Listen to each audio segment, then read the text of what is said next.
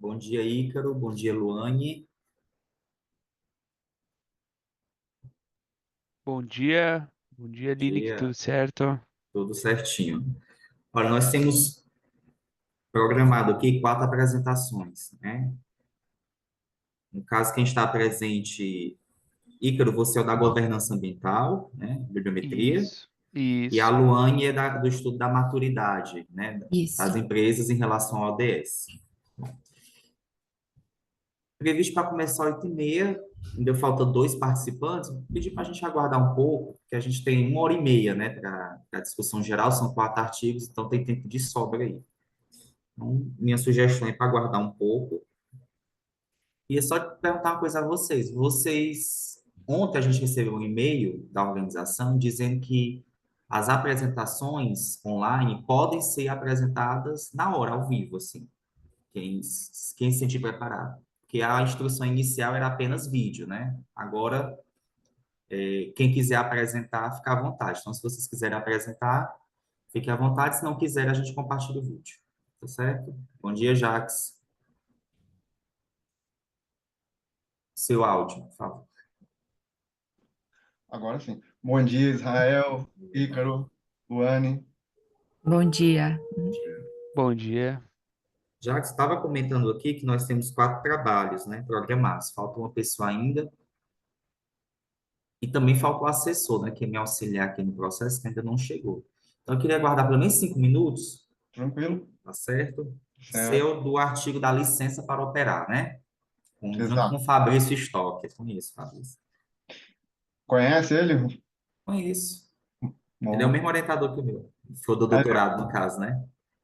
E você fala muito depois de engajamento, que é o tema dele da tese. exato. Ele foi da minha banca de mestrado, né? E, eu brinco com ele que minha mãe odeia ele, né? Porque ela assistiu online a minha defesa e ele me deixou louco. Ele é muito bom. Ele é muito bom. Ele é uma potência, o Fabrício. Demais. Tá certo, vamos aguardar uns minutinhos aí, pessoal. Fica à Tá. vontade. Assim, o coisa que eu falei também, Jax, as apresentações online, inicialmente era questão de vídeo, né? Só compartilhar o vídeo. Mas ontem a gente recebeu um e-mail da organização autorizando quem quiser apresentar ao vivo, pode apresentar. Joia. Então, fica à vontade. Perfeito. Eu também estou aguardando o assessor que vai me ajudar, porque ele é que compartilhar os vídeos, né? Então, aguardar Eu um pouco aqui. Joia, eu vou preferir apresentar, tá? Porque como eu sou péssimo em vídeo, Tá né? certo, fica à vontade. Tá Meu certo. vídeo não ficou lá essas coisas. Então, vamos aguardar os nossos dois colegas aí por enquanto. Porque tempo que a gente tem de sobra. É porque são quatro trabalhos apenas, né? É. Se a gente tem 1h30 disponível, quatro trabalhos, em média 8 minutos, que tempo só.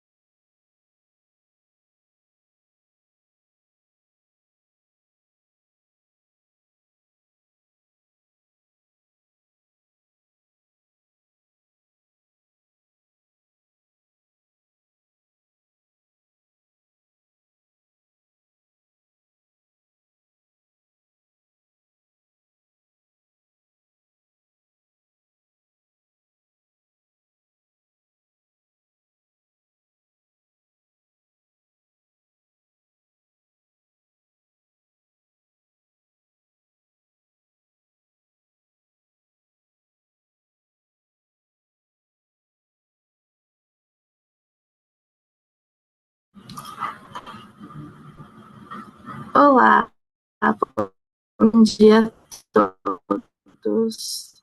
Bom dia, Patrícia. Olá, bom dia, bom dia. Eu sou assessora dessa sessão, nosso moderador Eline que já está aqui. Eu vejo que temos quase todos os autores, é isso? Falta uma autora. Isso, ok. Bom, a gente já está com 5 minutinhos, professor Eline. Se você quiser dar início, podemos já iniciar a sessão. Desculpa, eu me atrasei um pouquinho. Na sessão online, normalmente, a gente está passando os vídeos que vocês enviaram como forma de apresentação, e ontem a gente recebeu uma orientação da organização caso vocês queiram apresentar ao vivo. Então, eu vou deixar para os autores escolherem. Quem quiser que eu passe o vídeo, eu vou compartilhar a tela do YouTube com o vídeo. Quem quiser abrir o PowerPoint e apresentar, terá 8 minutos cronometrados por mim, tá? A gente vai manter os 8 minutos para ser justo com quem quer passar o vídeo. Então, o nosso primeiro trabalho é o do Governança Ambiental, Social e Corporativa, uma revisão bibliométrica da produção científica. Vi que o Ícaro está aqui. Ícaro, você prefere que eu passe o vídeo do YouTube ou você quer falar? Eu acho que já, como eu fiz o vídeo, vamos aproveitar, né? Pode passar o vídeo, então. Beleza. Não tem problema. Tá cortando mim? Não, tá cortando aqui Tá também. cortando para mim também. Tá bom.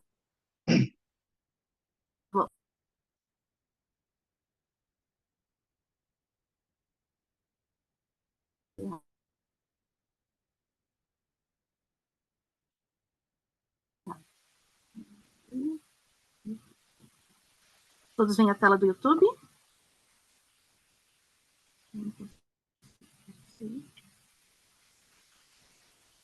A tela do YouTube estão vendo? Eu Ai- ainda não. Ainda não, Só. ainda não.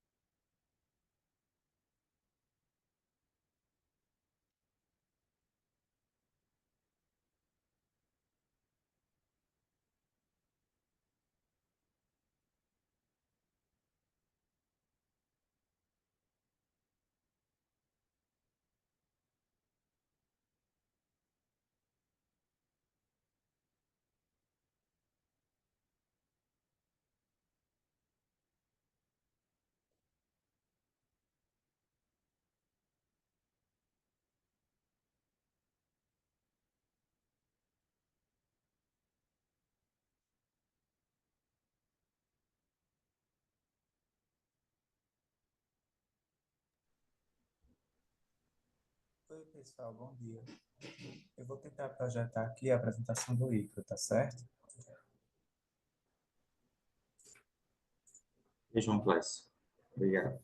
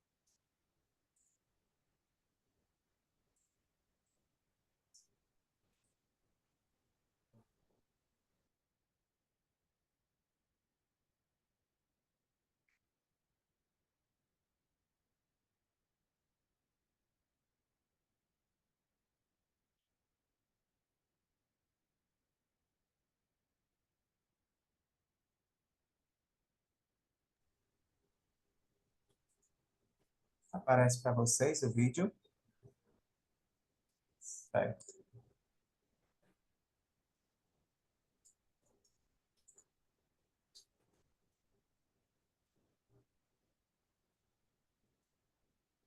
Espera.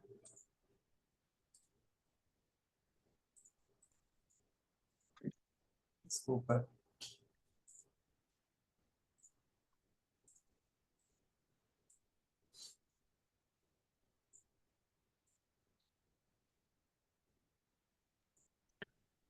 Só acho que tá sem som. Não sei se é só pra mim.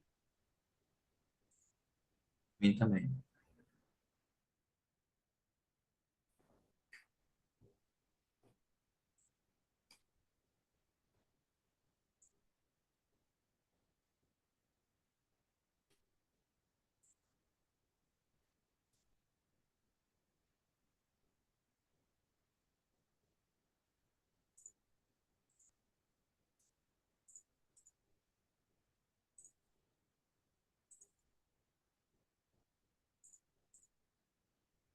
Das práticas ESG no desempenho financeiro das organizações, né?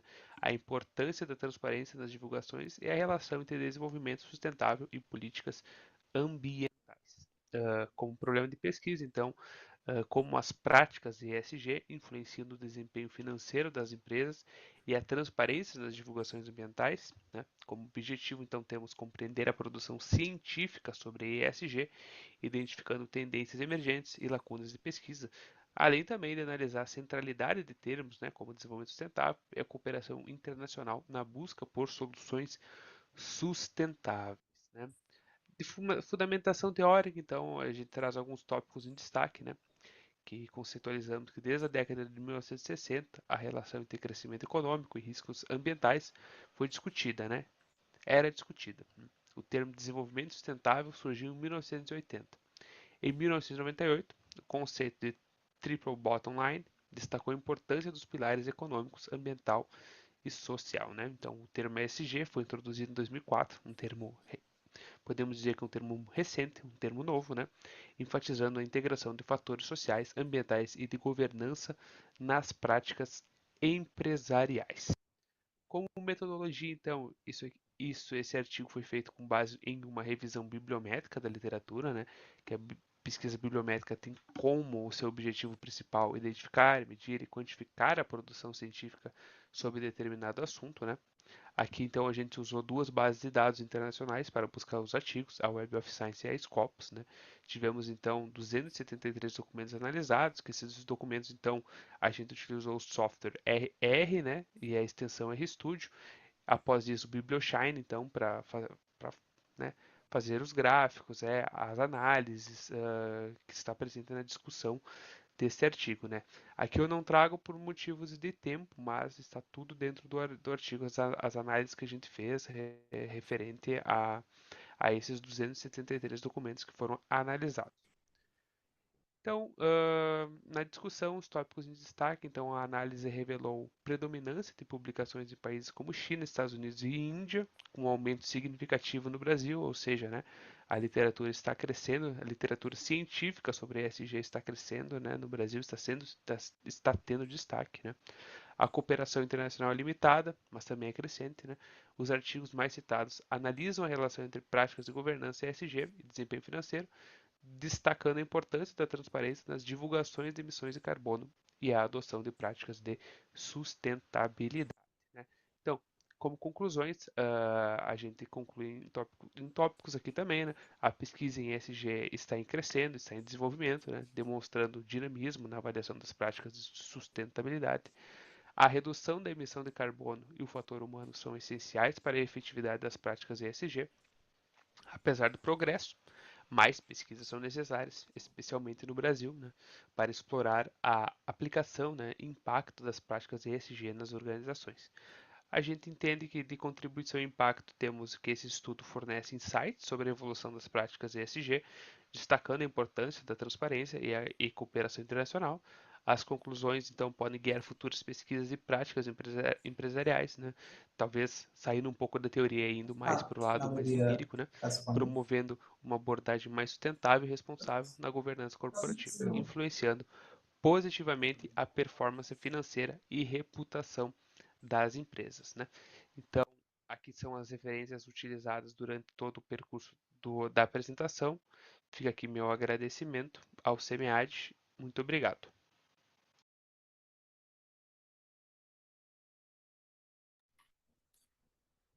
Obrigado, Clécio. Ícaro, esse primeiro parabéns pelo trabalho, né? ESG é um dos assuntos mais discutidos dentro da gestão socioambiental. Queria primeiro entender um pouco, é um artigo de disciplina? Você falou que Isso, estava no mestrado? isso. É um artigo que é desenvolvido, né, nas disciplinas aqui do mestrado. Daí, quando a gente, na realidade, é um artigo feito por várias mãos, né? Como pode ver, tem diferentes autores, né, diferentes unidades aqui da nossa universidade.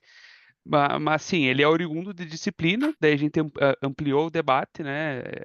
Houve a participação de professores, né, para fomentar, né, com fundamentação teórica, nas conclusões, né. Sendo sincero, eu fiquei mais com a parte da metodologia, né. Eu que fiz todo o percurso metodológico, né, algumas questões e conclusões também, algumas análises, mas basicamente foi isso. Me surpreende muito com a amostra, 273. Qual foi o horizonte temporal que vocês utilizaram? A partir de que data? Eu procurei no artigo e não achei. Então, Foi foi utilizado. 2004? Isso mesmo, Porque foi o estabelecimento do termo, né? Porque isso mesmo. 273 é muito bom, assim, às vezes a gente faz uma revisão de literatura, é recomendado pelo menos 69, né? É um número que foi recomendado na universidade. E a gente tem uma dificuldade, a gente às vezes tem que fazer até um snowball para conseguir chegar em 69. Então, você conseguir 273 artigos é um excelente resultado, que inclusive dá para vocês produzirem muitos resultados se vocês avançarem com a revisão de literatura. Eu não sei se vocês têm essa pretensão. Na realidade, a ideia é pegar todas as contribuições que foram faladas pelos, pelos professores aqui do SEMEAD, né, professores que fizeram, né, a avaliação, talvez ampliar esses debates da bibliometria, mas claro, a gente tem a ideia de pegar os artigos principais, os artigos mais citados, e trabalhar numa revisão sistemática, né, a posteriori, com certeza, né? Sim. Uma coisa que eu sugiro é porque, assim, no artigo que eu li, os gráficos do RStudio Sim, não estão muito visíveis, né? Então, eu não sim. consegui pegar algumas expressões. Mas, assim, vocês fizeram uma análise da relação entre os autores, se esses autores conversam, se há clusters entre... Você sabe o que é cluster, né? Agrupamentos de autores que Sim. conversam o mesmo assunto. Vocês identificaram isso? Porque pelo artigo eu não consegui...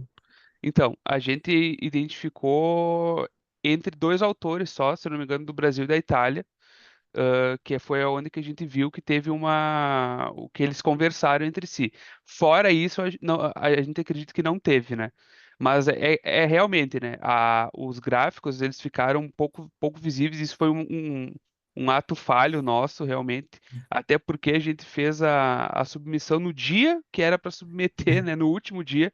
Daí acabou que cada um pegou uma parte, né? Daí não deu para fazer a formatação direito da questão desses gráficos, de figuras, né? Então, Mas faz parte, para todo mundo aqui, no último sei. dia, aquele desespero. Tanto é que É, quando a gente observa os gráficos de submissão, né, tem no último dia é praticamente uma elevação exponencial. Todo mundo mesmo submete no último dia.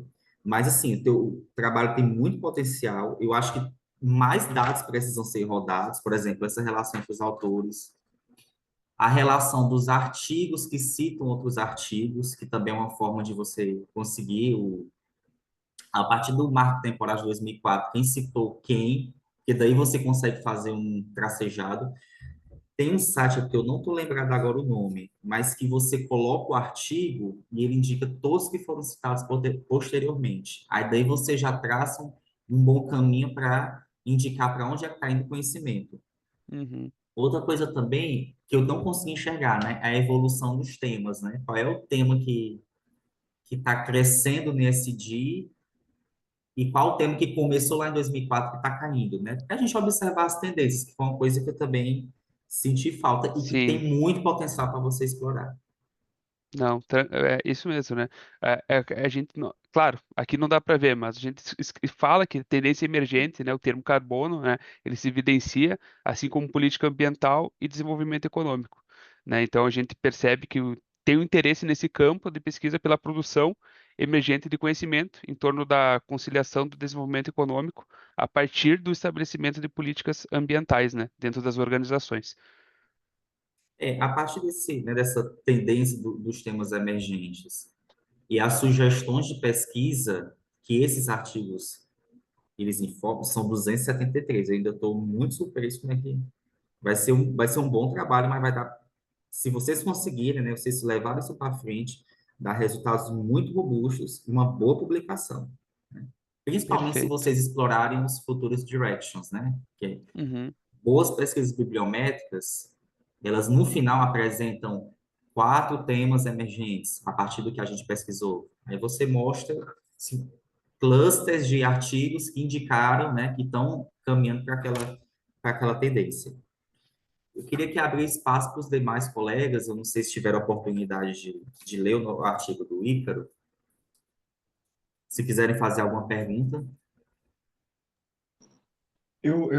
Jacques falando, eu li o artigo, achei fantástico a ideia. Como eu sou pesquisador nesse assunto, minha tese de mestrado foi a respeito disso. Ícaro, qual foi o ponto mais contraditório que tu achou nas pesquisas? Onde que os autores se contradizem ou trazem pontos onde que tu nota uma discrepância de ideias e tudo mais, ou linhas de raciocínio diferentes sobre o tema, principalmente do ESG, e se ah, na tua pesquisa apareceu alguma coisa, ou vocês exploraram alguma coisa sobre os rankings e como isso é medido para afirmar que uma empresa ou alguma organização ela é de fato sustentável. Tá certo, obrigado pela pergunta. Vou começar do final. Essa questão de rankings, então a gente ainda não pesquisou sobre isso, né? Mas, claro, né, tem alguns índices, né, que a gente fala sobre, mas tipo de ranking assim não foi pesquisado. A gente traz um pouco da fundamentação teórica, né? Questão de alguns dados, né, que para incorporar critérios de sustentabilidade na análise de investimentos, né, ah, mas a gente traça também alguns índices como o DSJI, né, que foram criados anteriormente para avaliar o desempenho das empresas, né, conforme os critérios abrangentes das 3 esferas do ISG, né, mas, né, como a gente começa o fundamentação teórica de trás para frente, né, esses critérios não foram denominados dessa forma na época, né, no caso. Mas isso é um ponto que ainda tem que ser avançado nesse artigo. Claro que é um artigo que está dá para dizer que é um artigo inicial, né? Que a gente ainda tem muito que explorar sobre ele. Sobre a questão de algumas contradições que a gente encontra dos autores, olha, para ser sincero, na minha visão, acredito que não teve tantas contradições assim, né? O que a gente nota é o que a gente já vinha estudando, né? Que as organizações, o que é muito salientado pelos autores também, né? Que as organizações, elas muitas vezes elas não investem em práticas de ESG por conta de que tu vai ter um retorno a longo prazo, né? E essas organizações muitas vezes elas preferem esse retorno a curto, médio prazo. E a gente sabe, né, que ESG é mais a longo prazo, né? Muitíssimo obrigado. Eu que agradeço. Patrícia, acho que está fazendo a cronometragem do tempo. Eu acho que a gente já ultrapassou os minutos de Deu discussão, porque certinho o tempo. Isso. é 8 de artigo e 8 de discussão, né? E no final um fechamento. Eu acho que já estamos no tempo. Então, Patrícia, por favor, próximo artigo que vai ser. Só conferir aqui. Vai ser o artigo do Jacques, que é o Com Licença, Quero Operar, uma análise sobre a aliança social, a licença social para operar no terreno minerário. O Jacques vai querer agora. apresentar. Não, o Jacques vai querer Você apresentar, quer Patrícia. apresentar? E bom. Porque eu não sou, eu não sou tão bom que nem o Ícaro, assim, para apresentar, não. Não, eu vou gravar um vídeo. Aí, Então, por favor, eu vou cronometrar, você tem 8 minutos para ser justo com os colegas que estão utilizando o vídeo, tá bom? certo. Só me confirma se vocês estão conseguindo enxergar minha tela. Perfeito. Certo, Sim. então. Então, primeiro, muito obrigado pela oportunidade de estar aqui com vocês. O artigo que eu estou apresentando hoje aqui é Com Licença, Quero Operar, né, que é uma análise sobre a licença social para operar no terreno minerário. Esse artigo ele foi escrito, né, por mim e pelo Fabrício Stocker, professor doutor na FGV.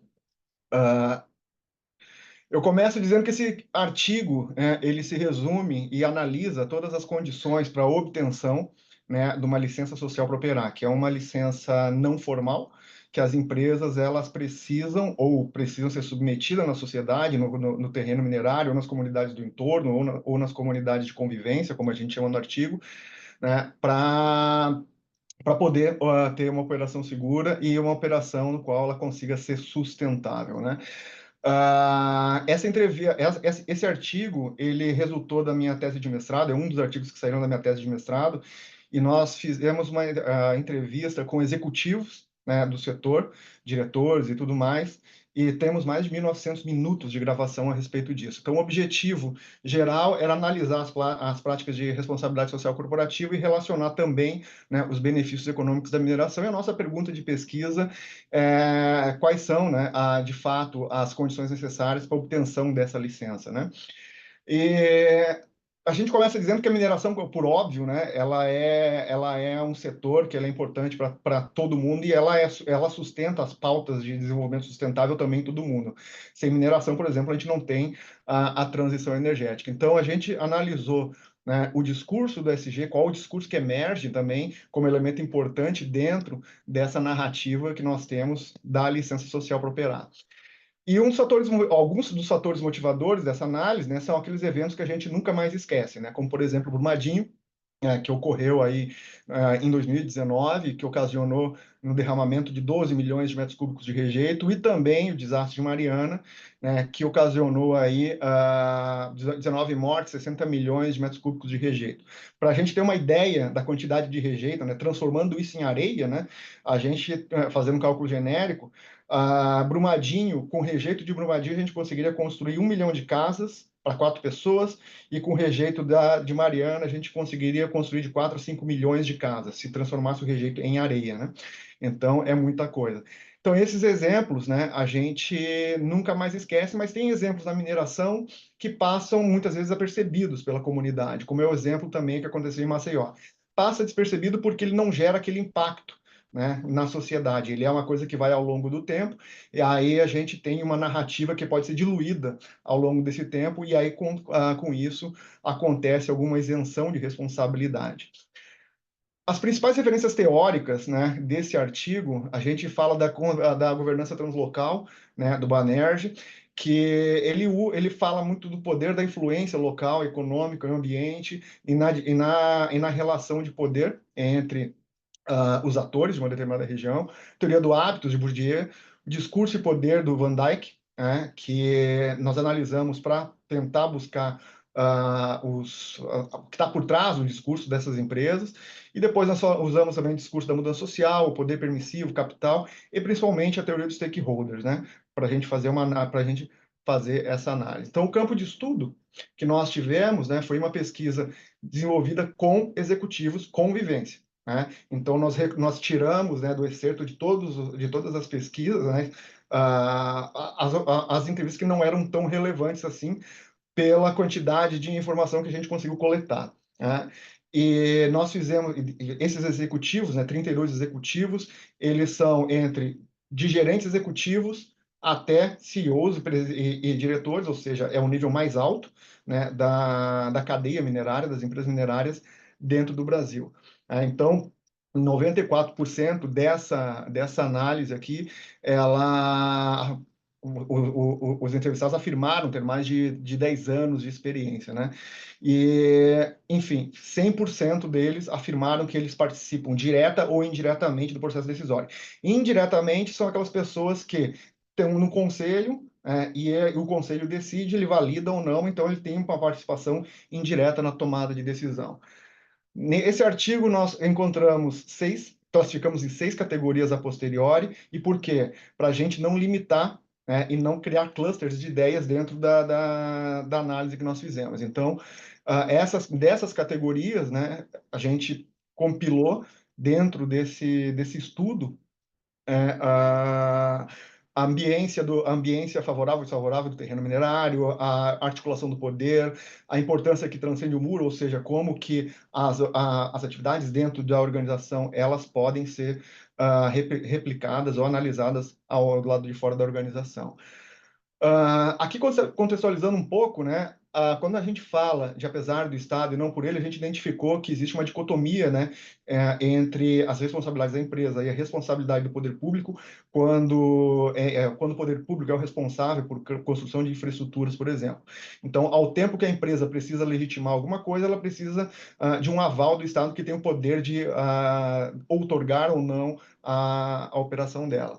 Então, isso aí considera vários empecilhos. Outra categoria foram ambientes desfavoráveis, que são os ambientes onde que a comunidade é colocada dentro de uma situação onde que ela não tem uma escapatória para ela, ou que dos atores dessa balança de poder tripartite, né, desbalanceada, influencia também dentro da questão da licença. Depois nós temos o contexto da implantação. A mineração normalmente ela é tida como um circo, né? Ela é analisada como um circo porque ela tem um início, meio e fim, desde a lavra até quando encerra-se a mina. Então a gente analisou também o contexto de como essas empresas chegam no território minerário e a amplitude do poder, ou seja, como que se dá a relação de poder nessa relação tripartite de poder, né? Que é desbalanceada.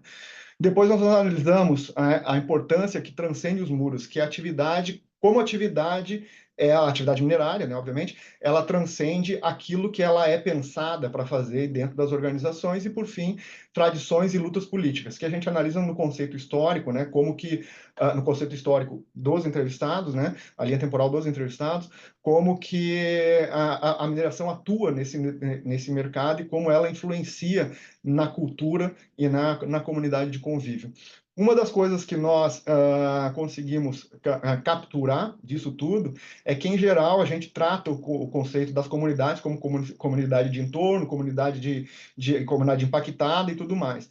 E aqui nós abordamos a comunidade, pelas falas dos autores, como comunidade de convívio, né? Porque a empresa ela não impacta apenas, ela não somente está no entorno, né? A empresa tem que conviver com essa comunidade para que ela consiga estabelecer as condições, né, da licença social para operar. como contribuição prática, né, desse artigo, a gente fala que pode detalhar as relações e dinâmicas complexas. Até porque uma das condições, um dos achados dessa pesquisa é que, em geral, a literatura trata a licença social como alguma coisa que se obtém, né? E a gente chegou à conclusão que ela não é obtida, ela é construída. Porque, olhando a etimologia das palavras, a obtenção de uma licença é algo finito, né? E a construção e a licença social para operar, ela é atemporal, ela começa e não termina e vai onde que se desenvolve essa relação com a comunidade, que ela tem que ser mantida por quanto a mineração estiver lá. E aí, contribuição também para futuras pesquisas, que nós já estamos no radar, né, é analisar a dicotomia que nós temos entre o combate à pobreza e a geração de riqueza, né? Em geral, quando a gente fala do terreno minerário, fala que os terrenos minerários são comunidades mais pobres, mais enfraquecidas socioculturalmente, né? E a gente coloca um novo prisma disso. Ao invés da gente tentar analisar pelo viés da pobreza a geração de riqueza e inclusão dessa comunidade. Aqui estão as referências bibliográficas, basicamente, que a gente utilizou, né? E, no fim, era isso. Quanto tempo deu? 10 minutos. Tranquilo. Desculpa aí, Carol. Não, mas o vídeo do Ícaro deu 5 minutos, então eu peguei os 2 teus lá, tá, Ícaro? Muito obrigado. Não, tá certo Tá isso tudo mesmo. certo. Por favor, professor Lini. Obrigado, Patrícia. Obrigado, Jacques. Eu li o artigo, gostei muito. Eu percebi que pela quantidade da amostra, que provavelmente vinha aqui uma dissertação ou uma tese, né? Um artigo, 32 executivos, 1.900 minutos de gravação, é muito trabalho, né? Então, com certeza vai render muitos artigos aí. Você está em boas mãos aí com o Fabrício. Uma coisa que me surpreendeu é a quantidade de autores diferentes que você utilizou. Você usou Putnam, você usou Freeman, você usou Han. Uma vez eu fui escrever um trabalho associando o capital social do Putnam com teoria de stakeholders, que é o que eu trabalho, eu já fiquei enlouquecido. Então, eu fiquei curioso para saber como é que uma dissertação conseguiu juntar tantos autores diferentes numa discussão dessa. Mas achei interessante. A amostra teórica, né, que você escolheu, mineração, é o melhor setor para discutir esse tema, licença social para operar. Quando a gente quer discutir um tema, né, e saber o efeito daquilo, a gente pega o setor mais representativo. Eu lembro, por exemplo, Fabrício foi o setor de energia lá, que é um dos setores mais polêmicos. Agora, eu queria saber um pouco sobre você entrevistou executivos, mas na dissertação foram somente executivos ou você pegou uma outra categoria? Não, a gente separou os executivos, né? Nós separamos os executivos. Tem muito mais entrevistados e tem muito mais minutos, né, de gravação. Mas para que a gente conseguisse pegar um recorte, né, e não analisar, não confundir, né, ou não misturar muitas vezes um posicionamento, né, ou seja, o locus da análise, para a tese, para a dissertação, a gente separou só os executivos, separei só os executivos mesmo. Então, de nível gerente executivo para cima. Algumas entrevistas foram feitas, né, para a gente entender, né, como que a decisão se forma, né, na base da pirâmide. Então, nós temos entrevistas, né, que a gente fez para considerar o seguinte, para onde que a gente vai? Né? Para onde que a gente está indo? Mas essas entrevistas elas foram só situacionais para posicionar a nossa pesquisa. Né? Com relação ao que tu falaste, dos autores, né? A dissertação, ela foi, eu chamo até a minha banca, né? Chamou de quase uma teia social a dissertação, porque ela começou e cada vez que eu sou ex-executivo do terreno minerário, né? Então, das mineradoras, trabalhei nas principais mineradoras do Brasil, se não do mundo. E a gente começou a ver que o assunto ele começava a criar teias, né? Então a gente foi buscando autores que conversassem. Nós temos até um mapa mental desses autores, como que eles comunicam com cada argumento deles para a gente conseguir sustentar isso. Não sei se eu consegui responder a tua pergunta. Conseguiu.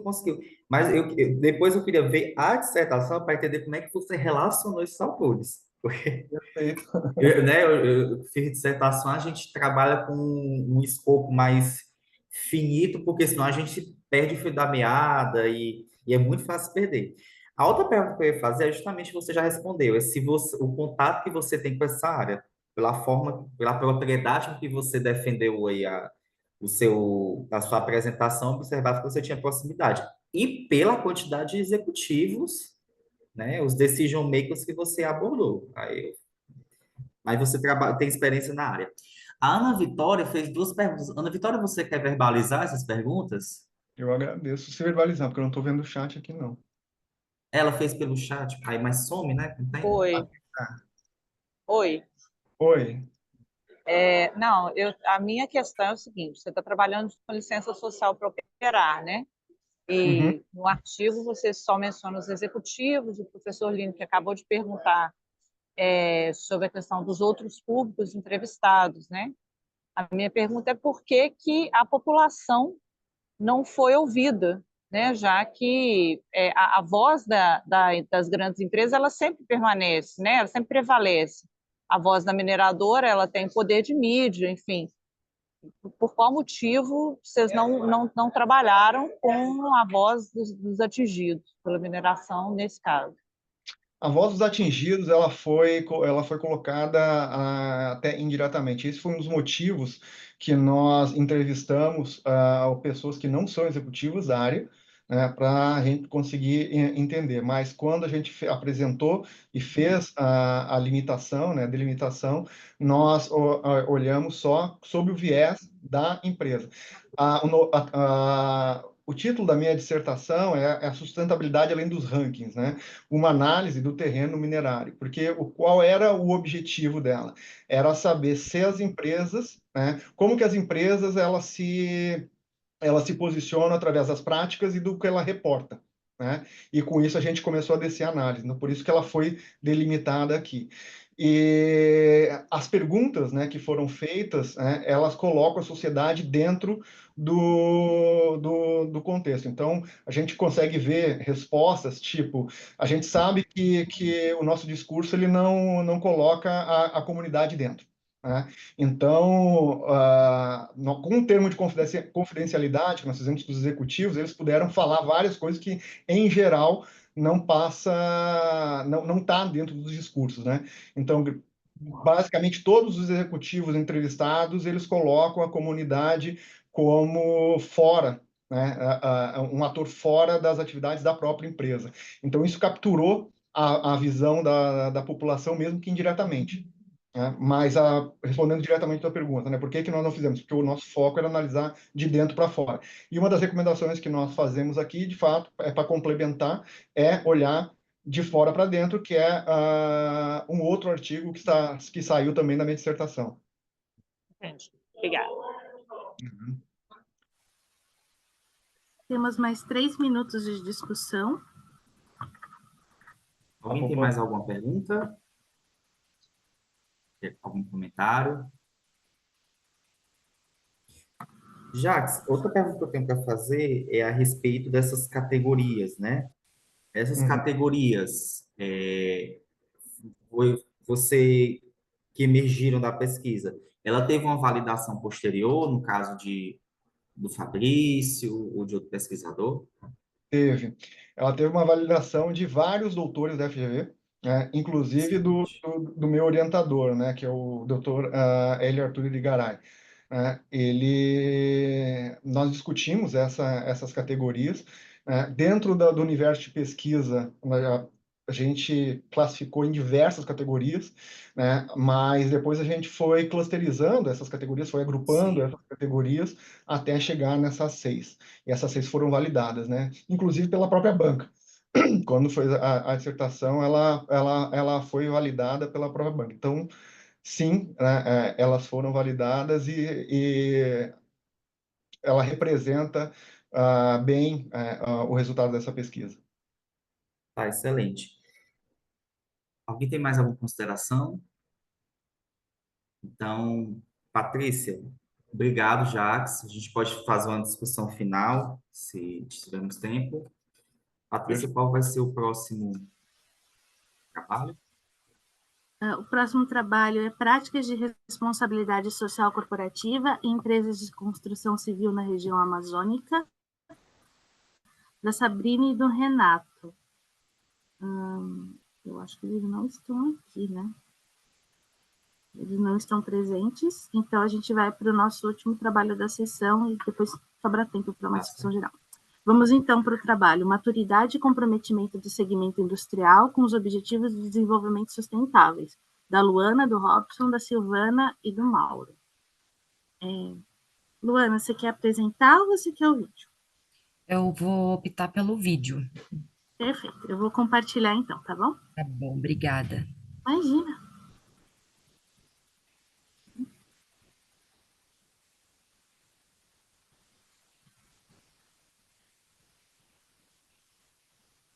Do segmento industrial.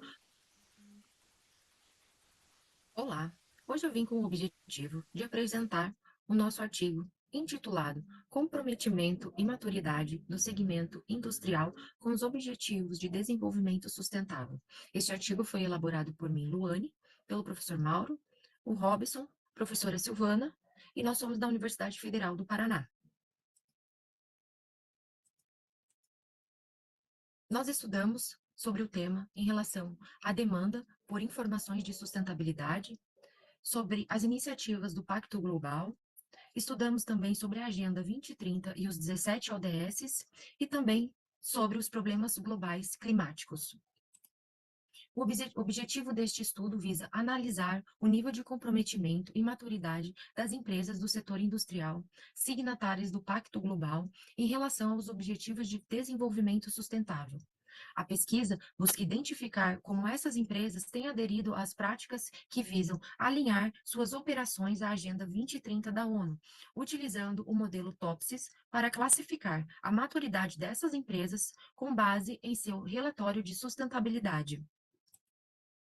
Na fundamentação teórica, verificamos sobre o desenvolvimento sustentável, que é um conceito que busca conciliar o crescimento econômico com a preservação ambiental e a justiça social e é fundamental para o estudo.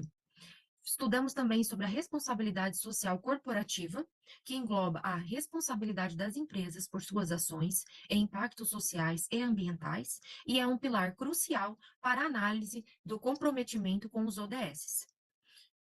Verificamos os conceitos do Pacto Global da ONU, que é uma iniciativa que visa promover a sustentabilidade e a responsabilidade social corporativa e serve como base para a seleção das empresas participantes do nosso estudo. Os Objetivos de Desenvolvimento Sustentáveis, que são os ODS, que são um conjunto de 17 metas globais para o desenvolvimento sustentável, que são o foco central da pesquisa, sendo utilizados como parâmetros para avaliar o comprometimento das empresas. E aqui ao lado nós temos a figura dos 17 ODS que foram estudados. A metodologia da pesquisa aplicada no nosso estudo foi uma abordagem exploratória, com foco em atender o comprometimento das empresas com os ODS. Utilizamos também da análise documental dos relatórios de sustentabilidade de 297 empresas do setor industrial listadas no Pacto Global, e essa foi a maior fonte de dados e principal utilizada. O modelo TOPSIS, que foi um modelo multicritério utilizado para classificar a maturidade das empresas em relação aos ODS, criando um ranking de desempenho. E para a coleta de dados foi realizado com base em relatórios da COP, que é o Communication on Progress, avaliando a adesão das empresas aos 17 ODS. Na análise de dados e discussões, identificamos, em relação à adesão às práticas sustentáveis, que dos dados coletados das 297 empresas do setor industrial participantes do Pacto Global, revelam um cenário de crescente adesão às práticas sustentáveis, mas com grande variação do comprometimento com os diferentes ODS. No panorama regional, a Europa é a região com maior número de empresas participantes, sendo responsável por 60,27% de empresas da amostra, seguida pela Ásia, com 18,57%. E o Brasil ficou com 7,41% de empresas. Em relação ao compromisso com os ODSs, verificamos que o ODS 1 relacionado à pobreza e o ODS 2 relacionado à fome são os que apresentam os níveis mais baixos de comprometimento, com apenas 18,09% das empresas demonstrando ações alinhadas a essas metas. Tivemos alguns insights em relação ao compromisso com os ODSs. Sobre a priorização de ODSs econômicos, verificamos que os ODSs mais relacionados à atividade econômica, como os ODS 8 de crescimento econômico e os ODS 3 de saúde, registram os maiores índices de comprometimento, com 69,28% e 54,95%, respectivamente. Em relação ao desenvolvimento e compromisso social, os países mais desenvolvidos apresentam, em média, menor comprometimento com os ODSs 1 e 2. Então, sugerimos que essas questões podem ser vistas como menos críticas em contexto onde a pobreza e a fome não são um problema tão urgente, por isso que é menor esses ODSs nesses países. E em relação à realidade social e compromisso, verificamos que países como México e Turquia mostram maiores índices de comprometimento com os ODS sociais, possivelmente devido às suas realidades sociais mais desafiadoras. Em considerações finais, levantamos os seguintes pontos. Em avanço no compromisso, pontuamos os resultados do estudo indicam que, apesar de haver um avanço no comprometimento das empresas industriais com o objetivo de desenvolvimento sustentável, especialmente nos últimos anos, a média geral de adesão de 43,93% ainda é baixa. Em relação a desafio e oportunidades, destacamos como ponto positivo para os ODSs relacionados a crescimento econômico, saúde e inovação, que obtiveram os maiores índices de comprometimento. No entanto, metas humanitárias como erradicação da pobreza e fome continuam recebendo pouca atenção das empresas. Em relação à maturidade das empresas, a análise multicritério, utilizando o modelo TOPSI, também trouxe insights relevantes sobre a maturidade das empresas em relação à adesão ao Pacto Global. A França, o Japão e a Turquia, elas lideram o ranking, o que reflete uma presença histórica de empresas desses países no movimento desde os seus primeiros anos. E em relação ao caminho que temos que percorrer, o estudo aponta que, embora o Pacto Global tenha sido um catalisador importante para a adesão empresarial às práticas sustentáveis, ainda há um longo caminho a ser percorrido para garantir que as empresas se comprometam de forma abrangente e profunda com todos os 17 ODSs, que é o objetivo da Agenda 2030. Então, para finalizar, identificamos aqui como próximos passos e implicações. Para futuros estudos podem explorar as motivações e barreiras enfrentadas pelas empresas nas implementações de cada ODS. É possível investigar o papel dos stakeholders na promoção de maior responsabilidade corporativa e também analisar o impacto das políticas públicas e regulamentações na adoção de práticas sustentáveis das empresas. Quero agradecer a todos envolvidos nesse artigo. Muito obrigada. Aqui eu apresento algumas referências utilizadas neste estudo. Agradeço a todos. Tchau.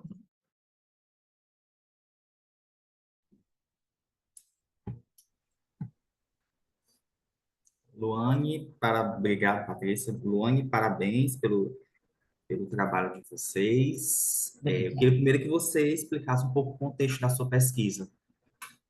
Então, na verdade, essa pesquisa, como sou estudante de mestrado, ela também foi desenvolvida através de uma matéria de sustentabilidade, juntamente com a professora Silvana, e tivemos a ideia de juntar também a matéria do professor Mauro, que ele é professor de multicritério, e ali juntar ali sustentabilidade com algumas ideias de multicritério, e utilizamos o TOPSIS para ali fazer um ranqueamento de maturidade em relação à sustentabilidade, e também por ser uma linha de pesquisa que eu utilizo também na minha dissertação de mestrado, que eu faço sustentabilidade juntamente com procurement, porque eu trabalho nessa área, e sustentabilidade é um dos meus pilares de estudo, né?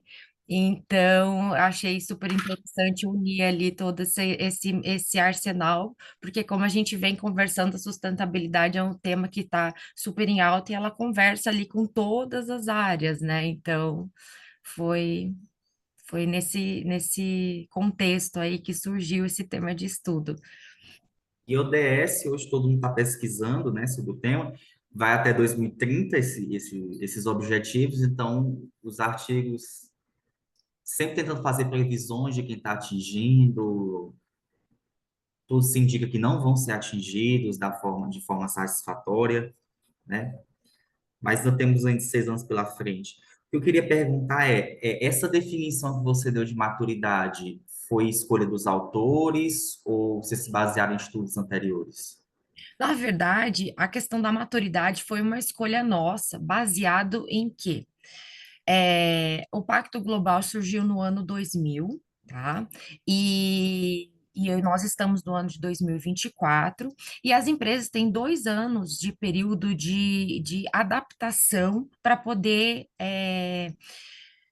fazer os seus relatórios. Então, nesse período de 2 anos, quando as empresas entram no Pacto Global, elas têm esse período de treinamentos, de estudos, para poder fazer os seus relatórios. Então, baseado nesses critérios, a gente fez uma análise de maturidade em relação aos países. Então, os países que ingressaram antes no Pacto Global, de repente em 2000 até 2022, que foi o período que nós analisamos para a maturidade. Então, quanto antes as empresas, os países ingressaram, mais maduros os países estão em relação aos seus relatórios de sustentabilidade. Por quê?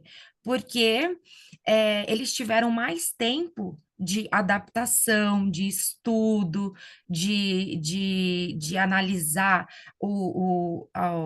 a profundidade das suas empresas, de se adaptarem mesmo ao que o mercado está pedindo, o que a própria Agenda 2030 está solicitando, de amadurecer em relação à necessidade do que vem enfrentando em relação à Agenda 2030.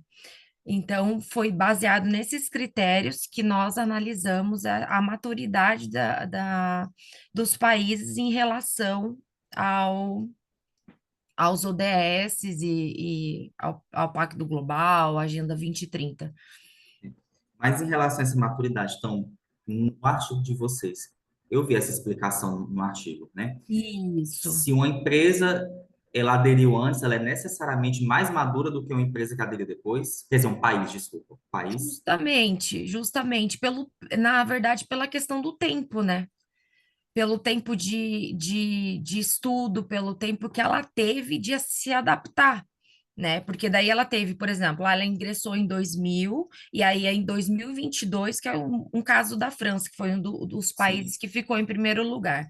Então, eles ingressaram, por exemplo, no ano de 2000, então em 2022, eles tiveram já o período de 2 anos de treinamento, tudo pelo Pacto Global. Então, de 2022 para frente, ele já até 2000, ou de 2000 a 2002, de 2002 a 2022, eles tiveram 20 anos para ir trabalhando seus relatórios de apresentação em termos de sustentabilidade. Então, são 20 anos à frente de um país como o Brasil, que está em penúltimo, no caso, 13º em relação à amostra, que ficou 14, né, países, que praticamente teve 2 anos aí, na verdade 1 ano, né? Porque você entrou em 2022, a maioria das empresas em 2022, 2020, por aí, tem o quê? 1 ano, 2 anos de apresentação de relatório.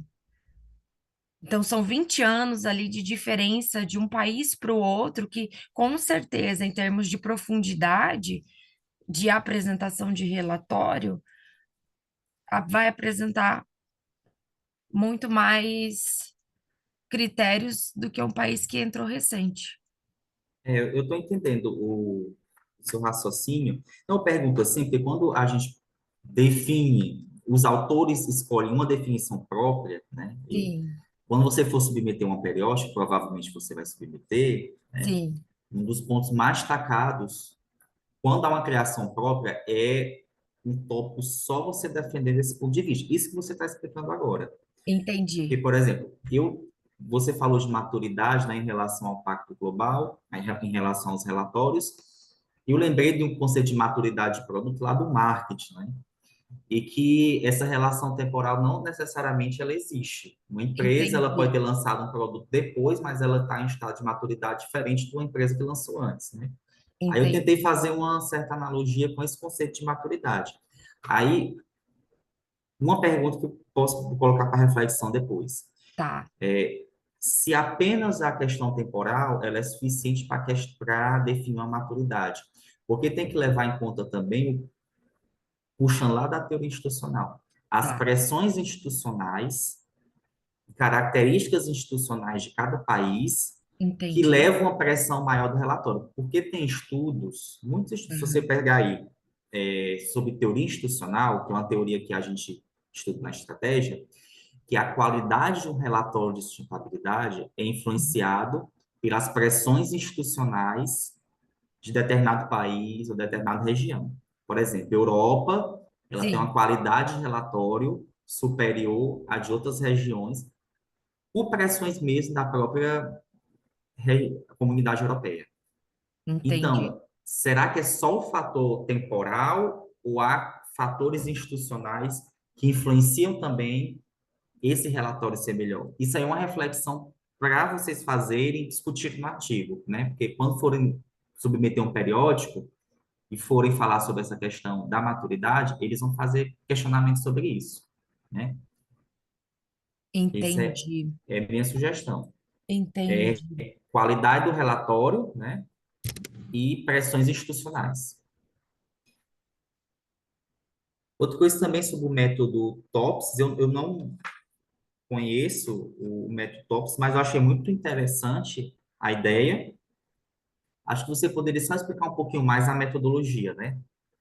Eu sei que o artigo é limitado, mas como você vai utilizar um método, né, no caso que eu não conheço, para fazer uma aplicação, eu acho que é um método novo para estudar o DS, talvez seja interessante fazer uma explicação mais detalhada, porque os avaliadores de revistas, eles vão bater em cima desse critério. Eu tive um problema no artigo que a gente submeteu a um top journal, né? Aham. Justamente porque a gente tinha que fazer uma validação que não ficou muito claro as etapas. Então, o artigo voltou por causa dessa explicação que não foi tão detalhada, que ficou escura para eles. Então, toda vez que eu vejo uma metodologia mais nova, né, em relação àquele tema, tem que defender muito. Se você não tiver uma pesquisa anterior que já fez parecido, você tem que defender isso, tem que defender a ideia. Tá muito bom seu artigo, Luane. São esses pontos para refinamento. Claro, com certeza. Vou anotar aqui para já alinhar e. Eu queria saber, falando inclusive sobre pressão institucional, eu acho que é a da Sabrina, né, Sabrina? Sobre pressão institucional, né? No caso, ela falou aí de isomorfismo. Isso. Mas, continuando aqui no artigo da Luane, alguém tem alguma pergunta a fazer? A pergunta que eu ia fazer, tu já perguntaste, né? Jacques aqui de novo. Eu queria só, talvez, dar uma sugestão que um dos outros artigos que saíram do meu estudo é sobre justamente pressão, a pressão institucional, a pressão que os países fazem sobre o processo decisório. Tem um artigo muito interessante que é da Legal. Ellen Mayer, que ela fez uma análise de quadrantes, né? Como que é tomada a decisão em cada um desses países. E ela dividiu entre estruturas top-down hierárquicas e igualitárias e consensuais. E ela posiciona os países nesses 4 quadrantes. E ela coloca lá como que aquele país influencia na tomada de decisão das organizações e das corporações. Então, deixaria só essa sugestão, porque ela é muito interessante, que está muito ligada ao teu tema. Não, e faz muito sentido, porque em toda a pesquisa, nos rankings que eu fiz ali, a Europa está em primeiro lugar, né?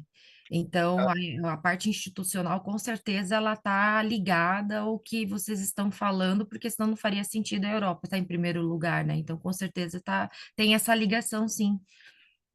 Interessante desse artigo é que ela separa a Europa, né? ela separa os continentes. Então, tem Sim. países dentro da Europa, por exemplo, França, que ela tem uma disparidade muito grande com a Espanha, com Sim. a Inglaterra e tudo mais. Então, é interessante. Como sugestão, se caso tu queira O quê? analisar, ficaria, eu acho que te ajudaria. Ah, Se legal. você tiver esse artigo, Jacques, faça pelo menos o título do artigo, que o Luane pode procurar depois. Passo. Olha, essa questão institucional é tão forte, Luane, que quando a gente faz estudos, né, quantitativos e que envolvem uma gama de países, a gente tem que criar uma variável de controle só Entendi. para saber, só para isolar as características institucionais de cada país, né? Fabrício, por exemplo, fez isso na tese dele.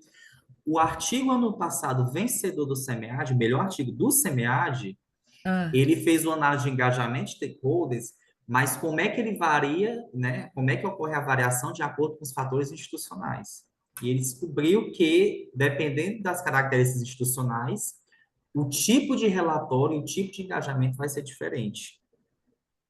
Né? Foi o artigo do Ronaldo. Então, é importante, quando você está considerando a diversidade de países, falar sobre fatores institucionais, teoria institucional. Eu acho que vai enriquecer muito o artigo. ah, Também isso vai legal. Muito explicar. obrigada, viu? Adorei a dica. Mais alguém tem alguma consideração, pessoal?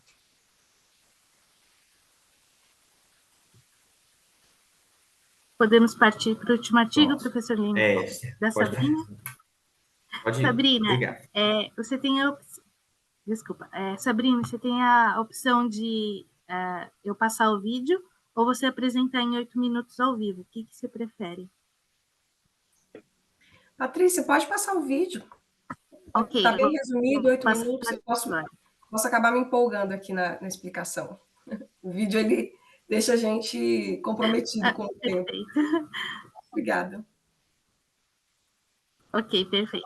Imagina.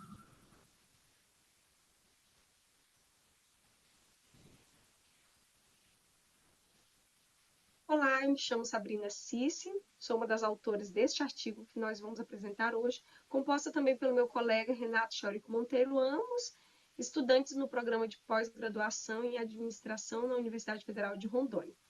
Nosso artigo, então, tem como título Práticas de Responsabilidade Social Corporativa em Empresa de Construção Civil na região amazônica. Desde a década de 1930, a responsabilidade social corporativa ela vem sendo discutida entre diversos autores na área de gestão. Corey, já em 1999, apresenta que os clássicos autores como Howard Ball e Kate Davis desenvolveram diversas definições com o objetivo de refletir sobre as questões sociais relativas aos direitos civis e ambientais. Essa definição ela envolve uma série de práticas e compromissos que a empresa assume para contribuir positivamente com a sociedade e o meio ambiente, como consequência de obter lucro. Esses autores partem para a premissa de que a responsabilidade social corporativa e o isomorfismo institucional revelam evidências de que as empresas tomam as decisões de adoção em resposta à pressão competitiva, bem como as pressões miméticas institucionais. Há diversos estudos que investigam sobre essa relação. Para identificar o comportamento isomórfico institucional através das práticas de responsabilidade social corporativa, formulamos, então, a seguinte questão de pesquisa. Como as ações de responsabilidade social corporativa têm sido implementadas por empresas do setor de construção civil? Então, o objetivo é analisar quais são as práticas de responsabilidade social adotadas por empresas do setor de construção civil na região amazônica e de que forma o isomorfismo está presente nessas práticas praticadas. O artigo segue os seguintes passos. Primeiro, vamos discutir sobre a responsabilidade, a revisão existente na literatura. Em seguida, vamos apresentar a nossa base teórica e tanto da RSC quanto do isomorfismo, e explicaremos com base na pesquisa, sendo este estudo de caso através de uma entrevista semi-estruturada.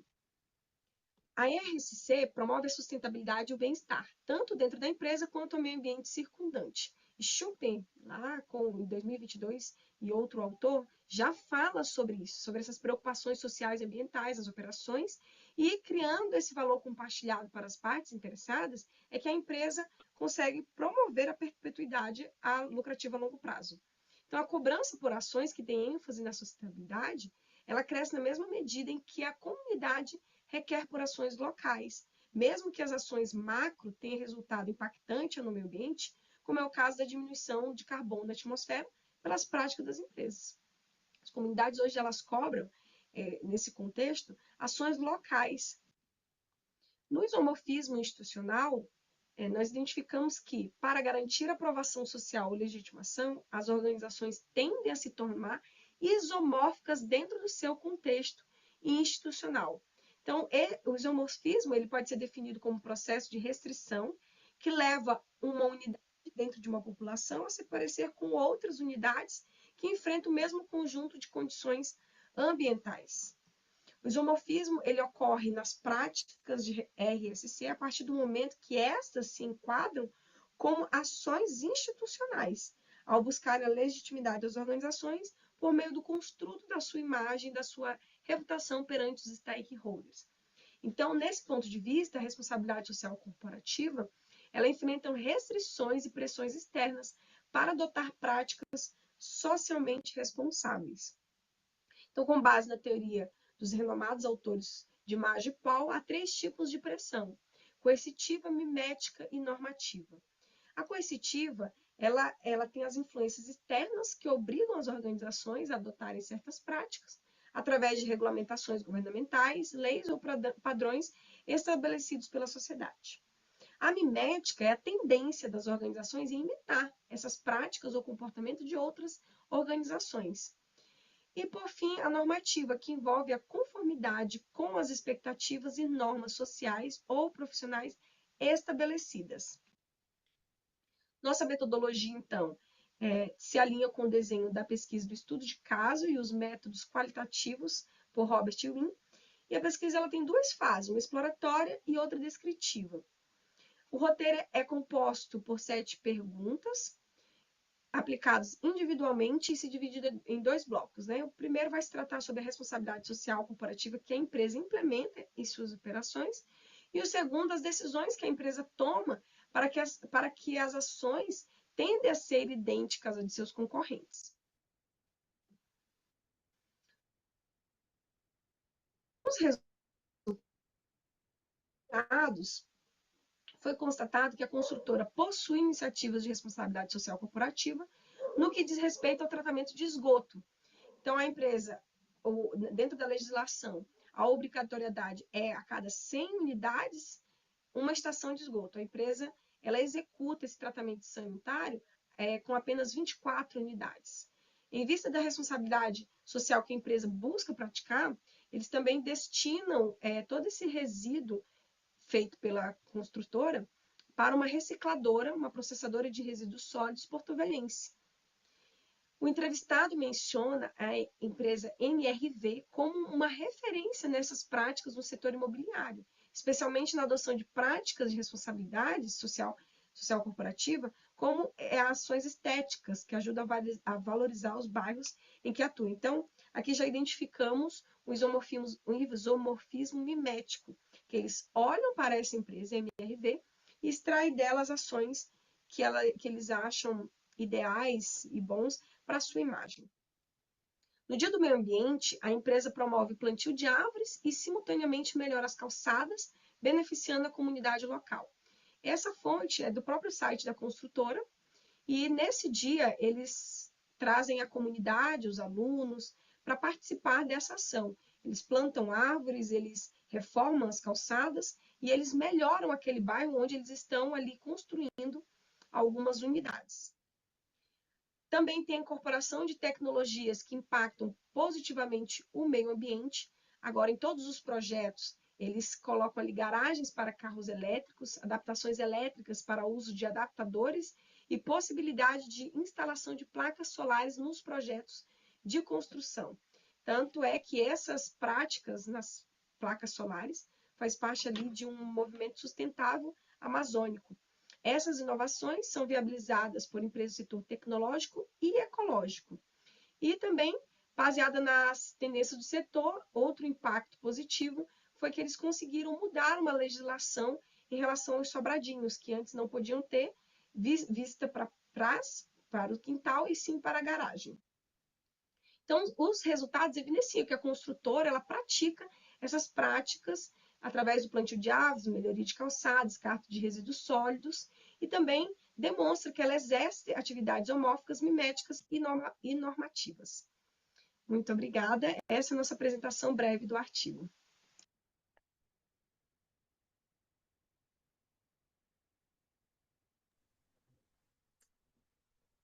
Obrigado, Sabrina. Sabrina, a mesma pergunta que eu fiz para os outros, vou fazer para você. Qual foi o contexto da escrita desse artigo? Muito bem. Eu sou aluna mestranda aqui do programa de administração da Universidade de Rondônia, e eu e meu colega, nós estávamos numa disciplina que fala sobre gestão de sustentabilidade. E eu falei para ele, estudando a teoria institucional, estudando ali o isomorfismo, a gente falou assim, vamos ver como que está a responsabilidade social corporativa das organizações em relação a essas práticas de isomórficas, né? Como que elas tendem a imitar umas às outras. E aí a gente analisou que o crescimento aqui na região amazônica, nessa parte de construção civil, está em ascensão. Então, a gente quis investigar uma empresa, uma construtora, para saber como ela está trabalhando a responsabilidade social corporativa e como ela observa seus concorrentes para implementar aquelas ações nas suas atividades também. E aí, essa empresa ela foi escolhida porque é uma empresa familiar, uma empresa que cresceu dentro desse contexto municipal, ali no município de Porto Velho, que é a capital aqui de Rondônia, e ela se desenvolveu, então passou de pai para filho, é uma empresa grande, tanto é que ela tem várias parcerias com outras empresas, como é o caso dessa recicladora, onde ela envia ali os seus dejeitos, né? Porque a gente sabe que uma construtora ela tem muito processos, e nesses processos ela precisa dessa recicladora. Então, assim, a gente teve, com base na disciplina do nosso mestrado, estudando essas teorias, a gente identificou que observar uma construtora aqui no nosso estado seria muito interessante, porque a construção civil está muito em alta aqui.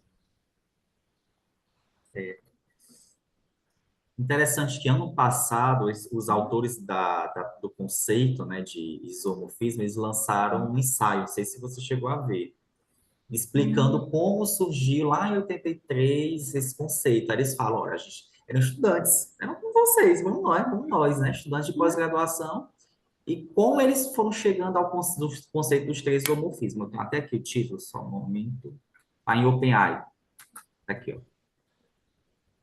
Looking back. Legal. Eles explicam, né, os 40 anos de evolução desses conceitos, eles falam, né, inclusive eles, no final desse ensaio, eles clamam os estudantes a dizer, vão atrás, vão a campo, vão atrás dos subúrbios, vão na população, tragam conceitos novos, inovem, entendeu? Conversem com as pessoas e sejam agentes de mudança. Isso aqui é o que vocês estão fazendo aqui. Eu acho que todos eles são alunos do mestrado, né? E eu fico muito feliz com as abordagens que vocês estão fazendo. Aí a pergunta que eu quero fazer, a primeira você já respondeu, né, como foi a escolha da empresa, e a segunda, a partir desse isomorfismo, a empresa ela faz de forma consciente, ela tem consciência ou foi a partir a visão do pesquisador? Ela faz de forma muito consciente, tanto é que na entrevista, um dos nossos entrevistados, que é o diretor administrativo, né, a gente não colocou ali por questões de sigilo mesmo da entrevista, ele trabalhou na MRV, que é uma referência em construtora aqui no Brasil, e ele trouxe essas práticas de responsabilidade social para dentro da sua empresa. E ele sabe que aquilo ali são práticas que ele viu em outra instituição, em outra empresa, que agora ele está implementando na sua. Ele viu que foram práticas de sucesso, que deram certo, e agora ele está sendo implementado. Então, assim, é muito consciente. Algumas eles próprios desenvolvem, olhando como que a comunidade ela pressiona, como que a comunidade pressiona, a legislação pressiona, eles desenvolvem. Mas nessa parte mimética, eles são conscientes. você falou da questão do sigilo, né? Mas lá no tópicozinho, você acaba citando um pouquinho a empresa, tá? Eu só lembro Sim, só lembro de, você pode colocar a empresa, você pode colocar um nome fictício para a empresa, entendeu? Empresa construção, para sim, não foi uma das coisas precisar. que eu gostei muito da Uhum. parte dos avaliadores do programa, aqui do SEMEAD, que eles atentaram para isso. E, na verdade, quando a gente foi apresentar para a nossa disciplina esse artigo que a gente desenvolveu, a gente acabou falando sobre essa empresa na discussão, e na hora de enviar eu não me atentei a isso. Tá certo. Uma coisa, né? Como vocês estudaram uma empresa, e para tornar assim mais atualizado o tema, hoje os estudos de isomorfismo, eles não, né, ficam apenas em identificar os tipos de isomorfismo. Uhum, Mas é responder o quê? Esse isomorfismo serve para quê? uhum, Então, por exemplo, o isomorfismo utilizado para... Eu vi um artigo, eu estava pesquisando seu tema. O isomorfismo utilizado para você aplicar uma gestão estratégica de recursos humanos, entendeu? Ou um isomorfismo voltado para você ampliar o mercado. Você vai para um novo mercado, então você usa características isomórficas para fazer essa adaptação. Então, a minha sugestão para tornar o artigo mais competitivo, como a gente fala, é tentar associar essas práticas com alguma estratégia de mercado da empresa, né? Se associando com alguma estratégia de mercado e com outras características, e com outros estudos isomórficos, você enriquece mais o artigo e com certeza vai querer, né, garantir uma publicação. sim, perfeito, obrigada Isso pela é minha recomendação. sugestão, mas fica aberto aí para outros colegas comentarem, se tiver à vontade. A gente fica muito limitado, eu estava até conversando com o nosso coordenador do programa, a gente fica muito limitado com as páginas, né? Então, para a gente dar um bom suporte ali na metodologia, a gente tem que fazer uma boa pesquisa teórica e acaba não tendo muito espaço ali pela quantidade de páginas para a gente desenvolver mais e acaba enxugando e poderia desenvolver mais. Mas obrigada pela observação, Israel. Mais alguém quer fazer algum comentário? Eu queria, só eu que estou atrapalhando aqui, né, Aline? Não. Imagina, Só que- participação, é isso mesmo. Só queria até parabenizar, porque essa região que vocês escolheram, já trabalhei muito na região norte, né? E um Uhum, dos grandes problemas da região norte é a quantidade de lixões que tem lá, que são oriundos da construção civil, né? isso. E então tu pega a região do Pará, aquela região do Pará para cima, né? Ela Uhum, tem muito, e é muito incomum nós vermos empresas que são do eixo sul-sudeste, que estão trabalhando lá em cima, adotarem as mesmas práticas de responsabilidade que elas têm aqui embaixo lá, né? Então, é muito interessante essa visão que tu estás trazendo, né? Essa visão que tu coloca dentro do artigo, ela é muito interessante, porque existe uma avenida muito grande nessa região aí, principalmente da Amazônia Legal, né, para explorar isso. Então, muito interessante. obrigada, Jax. E aqui, como eu falei, é uma região que está crescendo muito em termos de desenvolvimento urbano, né? Então, há muito desmatamento, tem muito investimento aqui na parte agrícola, e está crescendo, está crescendo. Eles estão precisando de construir. E hoje a nossa construção ela está sendo muito verticalizada. E as construtoras estão a todo vapor. E a gente quis observar como está a todo vapor. Muitas construtoras surgindo, outras se consolidando mais ainda. Como que elas estão lidando com essa questão da responsabilidade social corporativa?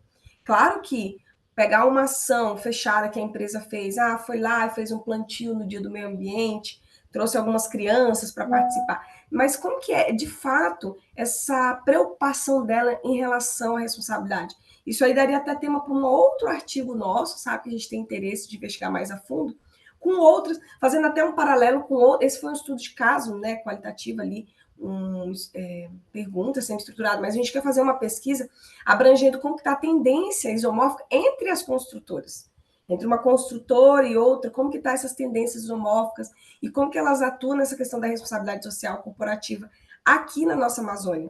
Porque a gente sabe que a Amazônia, além de ser um dos celeiros do mundo, o Brasil ser um dos celeiros do mundo, hoje ela está no centro ali, né, no hotspot de estar sendo olhada, sendo observada. Então, eles estão tendo essa preocupação a mais, esse plus a mais. A gente quer saber como que eles estão lidando com essas questões de responsabilidade social corporativa entre eles mesmos, sabe? de empresa de construção civil para empresa de construção civil. Interessante. Eu acho que essa tua última fala, inclusive, ela conversa bem com o que a Luane conversou, né, Uhum. falou, e até que ela falou que ia extrapolar para a questão da área de suprimentos, que era que ela trabalha, né?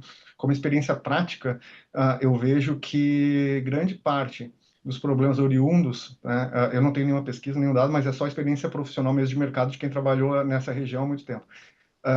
Essa um dos grandes problemas que o setor de construção tem na Amazônia Legal, aí eu falo parte do Maranhão até para cima, né, onde que eu tô, ela é oriunda do processo de suprimentos que ele é diferenciado para essa região. Por quê? Né? Porque como existe uma carência de empresas, a gente normalmente importa empresas do eixo sul e sudeste e aí fica caro na visão deles implementar isso. Desculpa, Sim. ali. Mais alguém tem alguma consideração?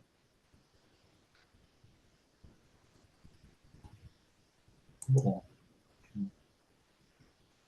pois Sabrina, o artigo também tem muito potencial, né? Com os devidos desdobramentos, você garante publicação. Todo mundo aqui, né, fez pesquisa com um enfoque brasileiro, né? Tirando o Ícaro, que fez uma pesquisa bibliométrica.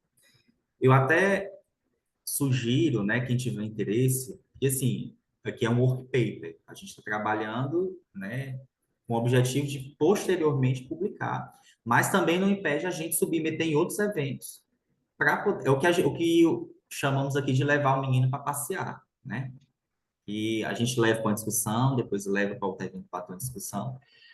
Muitas dessas discussões aí que você está tendo, por exemplo, Sabrina, Luan, os Jacques também, que fala da realidade ibero-americana, eu sugiro também vocês conhecem o Academy of Management? Mestrandos em administração. A Academy of Management é o top da nossa área de administração. Então, o evento da Academy of Management é um evento internacional que reúne os cabeças, os teóricos da nossa área. Geralmente, os eventos são nos Estados Unidos. Fabrício conhece, Fabrício já foi, o Academy of Management. E está aberto agora uma edição especial voltada para os países ibero-americanos, né? Com submissões, inclusive em português. E o evento vai ser em Madrid.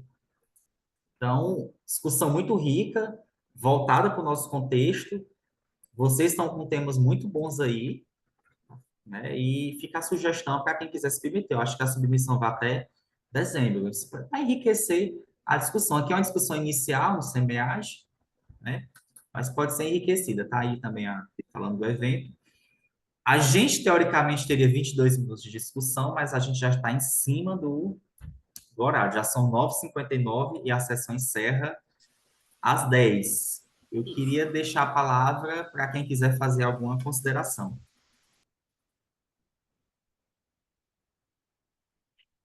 Só agradecer as discussões e as ricas trocas aqui.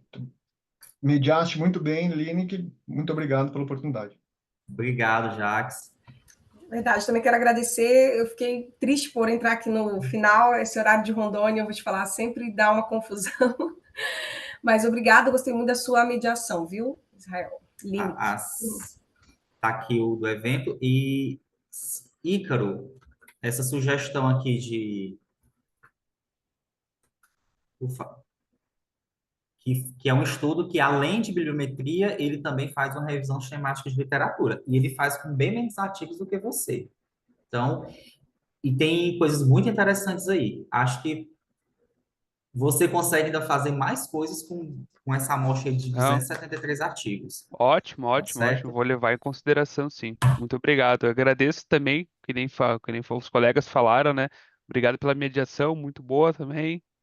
E agradeço pela oportunidade de fala também. Obrigado. Obrigado. Obrigada, viu, gente? Obrigada, Israel. Obrigada, pessoal, pela troca. Adorei. Valeu, Gente, pessoal. agradeço todo mundo. Obrigado, Patrícia, aí pela assessoria e declaramos encerrada a nossa sessão. Muito obrigada, pessoal, em nome do SEMEAD. E é isso. Obrigada, gente. Ótima sessão. Tchau, tchau.